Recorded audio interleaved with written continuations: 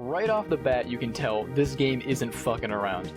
You could pick Charlie too, he's like grabbing his nuts and shit. Now, once you get to the second half of this dungeon though, it starts to get a little shitty. That's some shit. Do you know how long that is? Practice your social skills, because you're gonna be simping hard for this fairy. She might as well quit her OnlyFans, because I gave her enough maca to buy whatever she wants. The shit this dungeon throws at you will make you ejaculate, because it at least stimulates your brain a little bit. Now, I'm not even gonna try and yank your dick. I used a map on GameFAQs for this part, because look at this shit. That's a lot of teleports. If you just told me to fuck myself, I don't blame you. I told myself that a few times on the way back. If you said demi-fiend, you're full of shit. You're just gonna end up in some kind of deep shit, and that's exactly why you want to do it. Now this is more like it. This is the dungeon you've been waiting for, the one that'll make you want to tear your dick off and just throw it on the floor. Nakajima just exudes Chad energy. Okay, you might be thinking, alright, he has some problems at home, but how is this prime male specimen getting bullied at school? The whole room gang is up on them, and to be honest, they put up a pretty good resistance, but ultimately, Kyoko gets bit in the cooch and Kondo gets bonked in the head with a computer.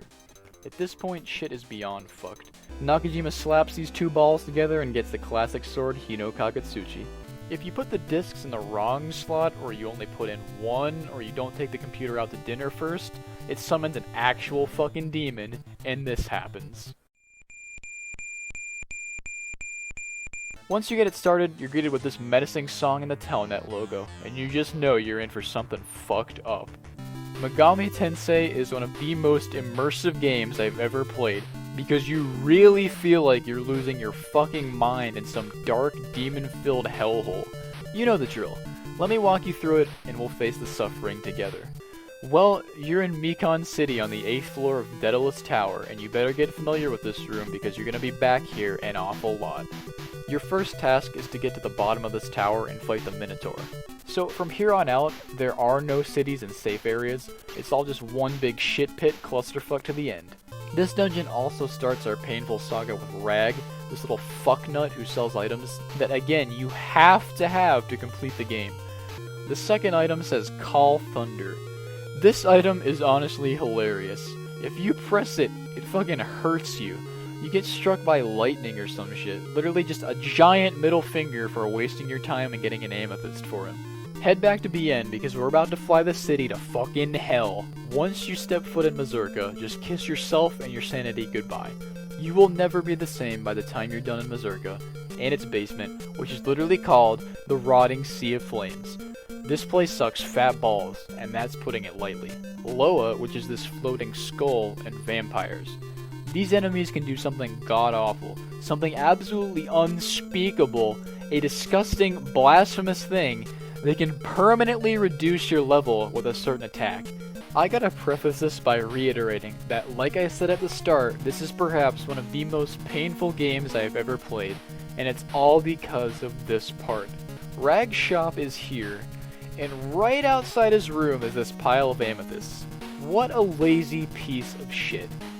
All I can say is, either get yourself really fucking lost in Valhalla or Mazurka, or come on down to hell and grind this shit for 12 hours. Either way, it's not fun, and it's gonna murder your brain cells.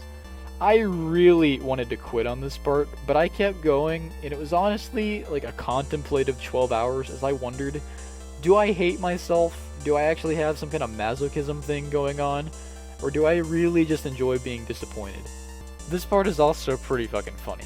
This game just hates you. Really, it does. It doesn't like you at all.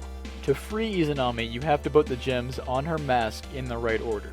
You better do this in the right order, or guess what happens?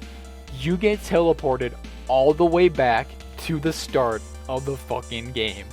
You want to hear something else that's even funnier?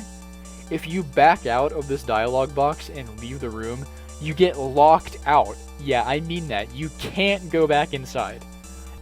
For Set, you're going to want to bring the big shit with you. To further prove that this game hates you, Set can also use a move where he just smiles at you, and your level permanently decreases. The guy who thought of this move must have really liked it.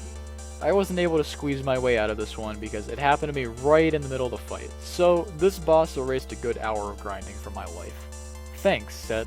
One thing that's absolutely important, and this is the last thing in the game that is absolutely required, is that there's an NPC on the 4th floor that lets you know about a white crystal that can help you against Lucifer. Don't just ignore this. You need this stupid white crystal. And guess where it is? I'm all ears, man. Come on, give it your best guess. Did you say fucking hell? Yeah, you're right, that's where it is. After all this, all the torture and grinding, you're finally at the end. It feels like a sloppy victory, like you're finally here, but at what cost? You lost your mind way back in Berserker, and now you're just a demon-slaying machine, driven insane by the desire to grow stronger.